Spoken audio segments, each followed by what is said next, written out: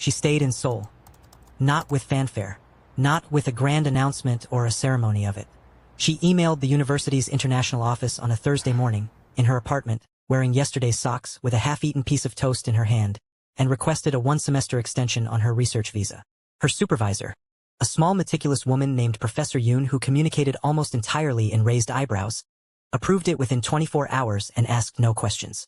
Zara suspected she had already known something was happening. Professors who notice everything tend to notice everything. She told her mother before she told anyone else. Her mother said, "Good," just that. One word, and Zara could hear the smile behind it, the particular smile her mother had when she was pretending not to be relieved. She told Amma in person, at a cafe in Hongdae, over 2 cups of something that was supposedly coffee but tasted primarily of ambition. Amma screamed. Quietly, indoors, with her hand over her mouth, but still screamed. Then she reached across the table, grabbed Zara's wrist and said, "I need you to know that I fully take credit for this. You didn't do anything. I told you he was looking at you differently. In October, you said I was projecting. You were projecting. I was right," Amma said and signaled for more coffee. She did not tell Seokhyun immediately. She wanted to arrive at him with the decision already made, already settled. Not as a question or a negotiation but as a fact. She wanted to walk to him the way she had walked to him outside the convenience store that Wednesday night. Unhurried, certain, not waiting for permission. She waited 2 days. Then she called him and said, "I extended my visa." A silence. Then, quietly, "How long?" "1 semester. Maybe more, depending on the research." She paused. "Depending on things." Another silence. Longer this time. The kind that has weight. "Zara." His voice had dropped. Gone somewhere low and careful and very real. "Are you telling me what I think you're telling me?" "I'm telling you I'm not on a plane in December." She heard him exhale. The same exhale as outside the store, that full-body release. And then he laughed, soft and private, like it was only for himself and she had been allowed to hear it. "I'll cook dinner," he said. "Tonight. Don't argue with me about the menu. I always argue with you about the menu." "Tonight," he said. "You don't get to." She smiled at the wall of her apartment for approximately 45 seconds after he hung up. She was aware this was excessive. She did not stop. But the phone calls didn't stop either.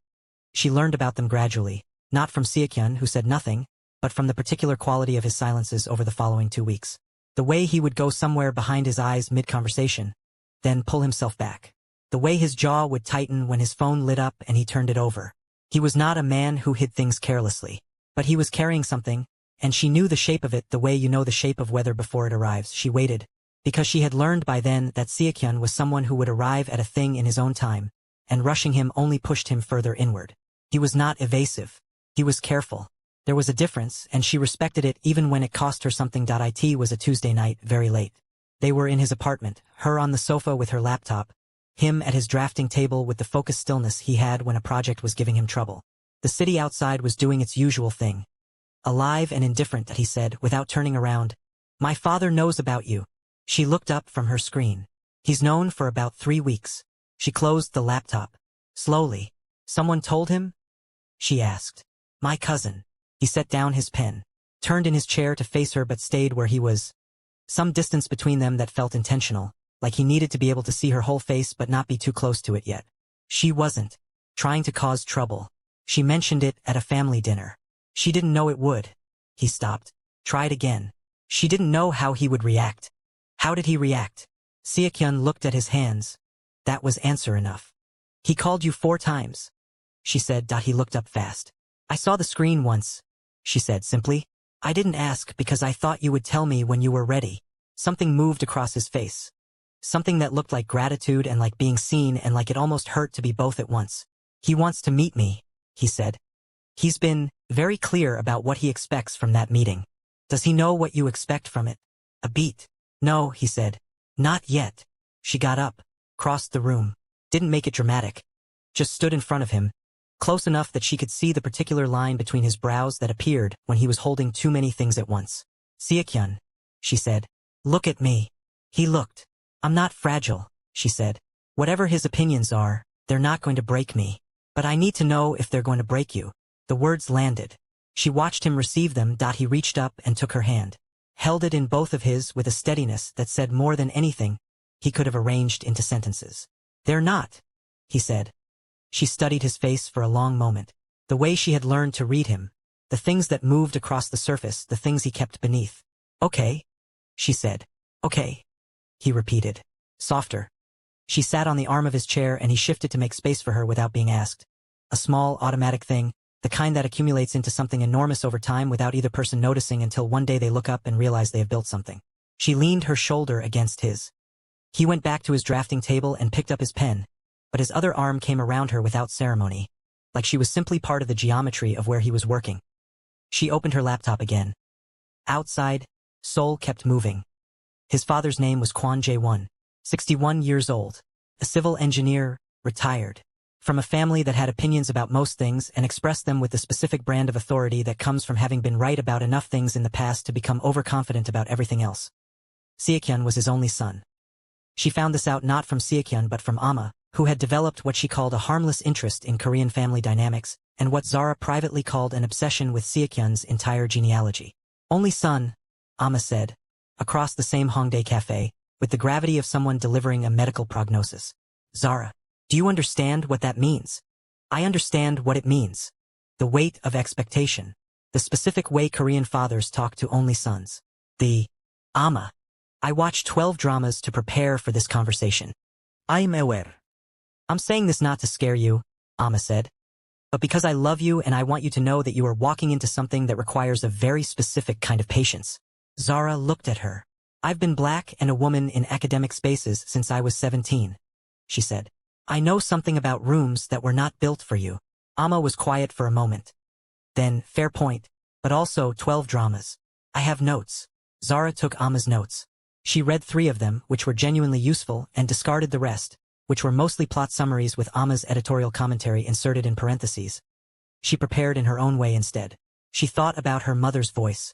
She thought about the particular quality of Seokhyun's arm around her at his drafting table. Automatic, unperformed, already a habit. She thought about the way he had looked at her outside a convenience store for the very first time, like she was a fixed point in a moving world.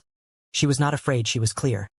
The meeting was set for a Saturday afternoon that Seokhyun's father would be in Seoul for a separate matter, a visit to a former colleague, and had requested, in what Seokhyun described with careful neutrality as very direct language, that his son bring her to lunch. The restaurant was in Gangnam. Formal without being aggressive about it. The kind of place where the table linens were pressed and the service was almost invisible, and every detail communicated that seriousness was expected of the people who sat here. Seokhyun's father was already seated when they arrived. He stood when they approached the table.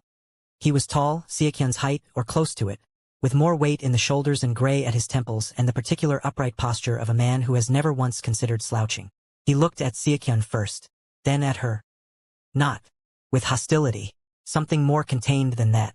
An assessment, careful, thorough, and entirely unconcealed. Zara met it without looking away. Seokhyun said, in Korean, "Abyoji, this is Zara." She bowed. The right depth, the right duration. She had practiced. Not to perform, but because respect was its own language and she had always believed in being fluent in the language of the room you were entering. His father's expression shifted, almost imperceptibly, but she caught it. A small recalibration. He bowed in return. They Saturday for the first 20 minutes, he spoke to Seokhyun and Seokhyun translated. She understood more than she let on. Her Korean was further along than most people in her life knew, but she let Seokhyun translate anyway because it gave her time to watch. His father asked about her research, about her university in Accra, about her family. The questions were measured, precise, the questions of a man gathering information before forming an opinion. She answered each one clearly, through Seokhyun, without hedging or performing warmth she didn't feel. Then his father said something she understood before Seokhyun could translate. He said, "Why here? Why not go home?" A silence. Seokhyun's jaw tightened. But Zara answered before he could speak in Korean. Careful, imperfect, and entirely deliberate, she said. Because the research I'm doing here cannot be done at home yet. And because some things worth having require you to stay somewhere difficult a little longer than you planned. She watched the words arrive. Watched his father receive them. She was not speaking only about her research. He knew that. She knew that he knew that. Another small recalibration. Smaller this time, but visible. He looked at her for a long moment. Then he looked at his son. Something passed between them. Something old and complicated and entirely theirs. And then he picked up his menu.